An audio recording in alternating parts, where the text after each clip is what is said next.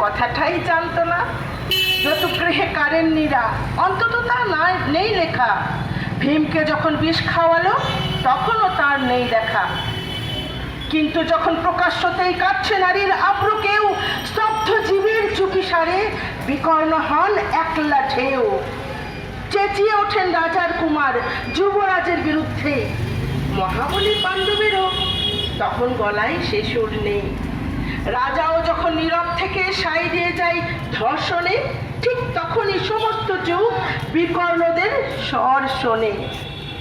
আমরা যারা কিচ্ছুটি নই, একটি মোটে ভটকে বল, অত্যাচারের সামনে এলেই সঙ্গী শুধু চোখের জল। পোষ্যভাবে যাবনা চেপাই অন্ধ এবং নিকর্ণ। প্রার্থনা থাক আমরা যেন একবার হই বিকর্ণ। মরার আগে হতেই হবে রাজার সভায় বিকর্ণ। মরার আগে হতেই হবে রাজার সভায় বিকর্ণ। মহাশয় শ্রী প্রণবেশ সরকারকে, উনি আজকের প্রাসঙ্গিক কিছু কথা আমাদের বলবেন।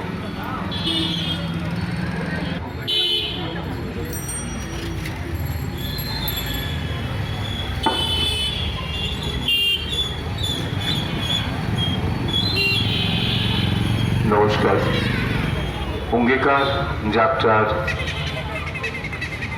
সমস্ত শ্রদ্ধেয় পদাধিকদের অভিবাদন জানিয়ে দু একটি কথা। এতক্ষণ আমরা জেনে গেছি যে কি উদ্দেশ্যে আমাদের এই সমবেত হওয়া। নারী হ্যালো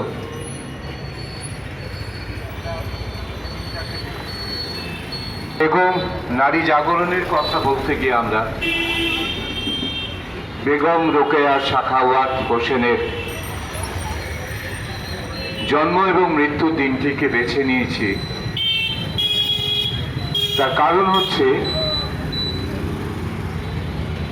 নারী মুক্তি আন্দোলনের ক্ষেত্রে যে কথাটা বলা হয় যে নারীদের সবার আগে এগিয়ে আসতে হবে,